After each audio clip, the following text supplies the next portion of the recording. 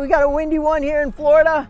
We're gonna take you out and we're gonna give you everything we can teach you on how to do your first Megaloop and the safest way to get into it. So tune in, here we go.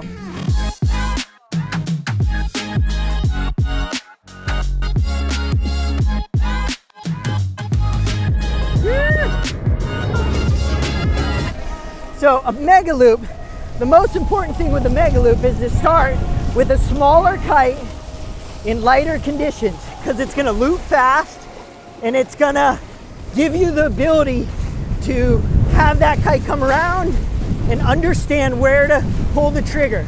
So the goal is to have a good takeoff ramp, let that kite climb up to more of the extreme heights. Once you're up at the height, you want to then pull everything you got on that bar on whatever direction you're going, backward, your backhand to do a back loop or front hand to do a front loop. More importantly, you want to make sure when I pull it, I really commit to it. And then the next one is, once that loop goes around, you sheet that bar out and you let that kite climb its way back up to catch you so that you can swing around and land on your feet. So we're gonna go into a Megaloop and we're gonna try to have it catch us. So when I go into a Megaloop, most importantly, I try to get the height, try to really get that kite to surge up so that when I loop it, it's not in front of me. I want it to be above me so that it loops a little bit higher, a little bit safer versus, you know, a lot of the professionals, it's gonna be more in front of them. But when you're learning, you want it a little bit higher so it's safer, it's gonna catch you. So most importantly, I pick the wave, go for the air, get myself to climb up, and then I'm gonna crank on my backhand, my right hand, and hopefully I'll land a Megaloop. So let's find the right kicker. I see one lining up and I didn't feel it, so I'm gonna land and we're gonna start again. So there's a perfect example of waiting for the right power. So what I knew there was, if I pulled the trigger, looped it, I wasn't quite up to the par or the height that I felt that was comfortable to have that loop come around and land. So don't be afraid to start again, because truthfully a Megaloop is not that hard. It's more commitment and timing. So we want to make sure we nail that timing and have that kite come around. That's the most important part. So here we go. Most important thing is you can start small. The faster you loop the kite, the more downwind, the more power you're gonna have. The more you swing to a side, the less power you're gonna have. So I'm looking to line something up, trying to find that power. I feel something, I take it up and I can loop. And then I'm gonna come around. Now, you notice how it was nice and mellow, because what I did was I felt a little bit of lift. It definitely wasn't a mega loop, but what it was a nice solid approach to looping the kite, making sure it loops so it comes around.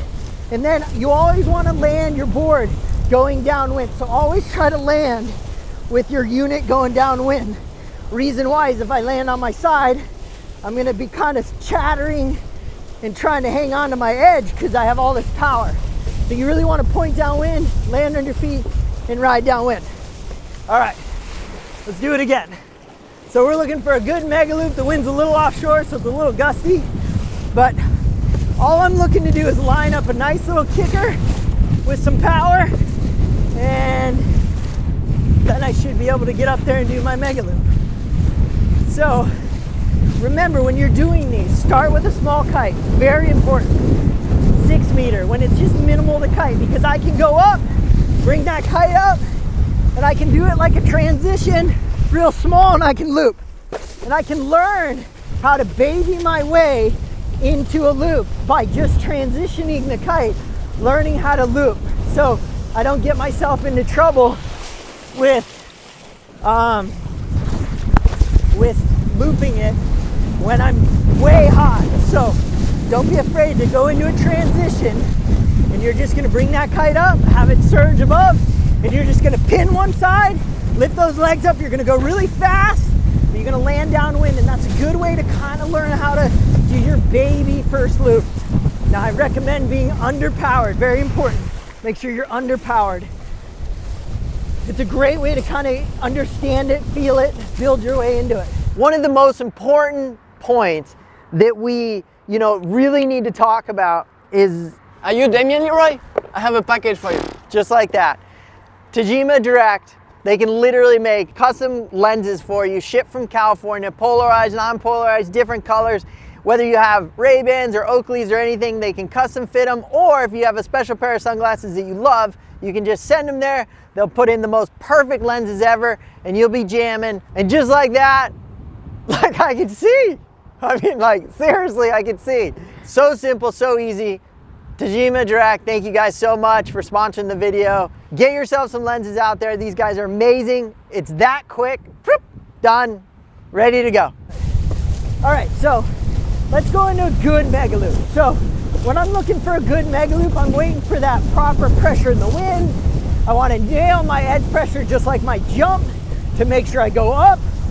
And I have max height when I would go into the loop, and also potentially back rolls or front rolls. That's kind of the goal. So let's see if we can make one happen here. So we got good pressure all of a sudden down the beach. So let's give it a go. So I'm looking for a nice ramp, nice pressure in my wing, and make sure nobody's down below me. And we're gonna go for it. See what we can find. So we're looking for the pressure. I feel pressure. Here we go. So that was when you lose your edge, you get skipped off a wave. So right there I knew not to go because I got hit by a gust, pulled me off my edge, and it pulled me to where I would have gone super far downwind. And if I would have looped, since my momentum was going downwind, I would have gone downwind. So the trick is, make sure when you set your edge, you have a good edge to get that height. You don't have it and you do that, miss your edge, it's gonna be a bad kite loop. So we wanna make sure we nail that edge. So let's see if we can find another one here. We're gonna get over these white washes and we're gonna go for it. Here we go.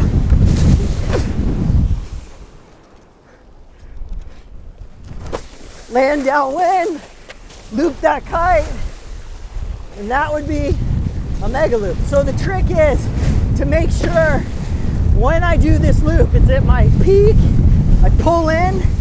Most importantly, I turn that board to land downwind. The kite's gonna fly behind you. When it flies behind you, let it, it'll catch you, and you're gonna loop it either direction.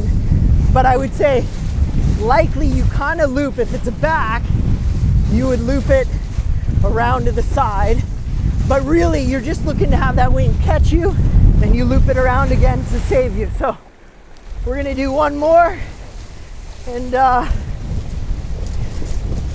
then we're gonna go to board offs. Whew, what a beautiful day. Nice and windy. Gwen, you're next, buddy. You're gonna do Megaloops. His first Megaloop, 30 knots. Okay, let's call it 20 knots. It's not that windy. Okay, so I'm gonna wait for the right pressure in the jump. I'm gonna look for that loop, and let's see what we can come up with. So here we go. So we're looking for nice pressure. I know that I want to make sure I line up with the wave where when I hit that edge pressure, it's the right amount of edge pressure. So that's the important one, is to make sure when you line up with something, if you don't line it up, start again, because there's no reason on a Megaloop to pull it when you don't quite have it right. You will for sure end up crashing. So pick them wisely. So let's see what we got here. So I want nice and steady pressure, and I'm just looking for a nice kicker. I'm gonna edge myself right up into it, and hopefully we'll have a nice puff to take us up and go for that right in the top. And then I'm gonna loop, it's gonna catch me. I bring that kite back and I land on my feet. And that is how you try to do some Megaloops. So the trick is to have that wave catch you so that when that kite goes back, you can see on that last one, that kite went way far back. It's okay, because I had height, so it actually slows my momentum down. And then I'm gonna bring it around to the outside, loop it around, point my board straight, land going downwind, don't fight it, ride downwind, and then you should be golden to be able to ride away. That's a nice, easy way to learn how to do a Megaloop. Most importantly is, if you get up there and my kite is visibly out in front of me, that means your kite is too far in front of you. When you loop, it's really gonna go lower. So we want that kite to come up high, like you're making a transition, really like almost above your head where you can't see it. That'll be the safest, because then when I loop, that loop starts high and loops sooner through the power zone than if it's in front of you and looping completely through the whole power zone, and then it has to climb back up. So baby steps, start with the kite higher and you can work your way lower. But in reality, that's the best way to kind of feel it out, to get comfortable riding and looping. So hopefully this gives you a little bit of positivity and maybe some motivation to try your first Megaloop. Again, start with small kite, lighter winds. You can work into a transition and then loop it. There's many ways you could build into it without necessarily going for that massive one right off the bat. You can build your way into it. There's no reason you need to just fire into it. And those are what I'd recommend to start your first, call it Megaloops. So hopefully we taught you a little bit of something. You had a little fun. You didn't crash so much, but truthfully, it takes time. You'll get it. And we hope to see you on the water. Please like and subscribe, share your comments, do whatever you need to do. So hopefully we can help you, give you any more information so that you can go out and learn whatever trick it is you're looking to learn. So on that note, thank you. Have a wonderful day and share this with your friends and family. We love you. We're out.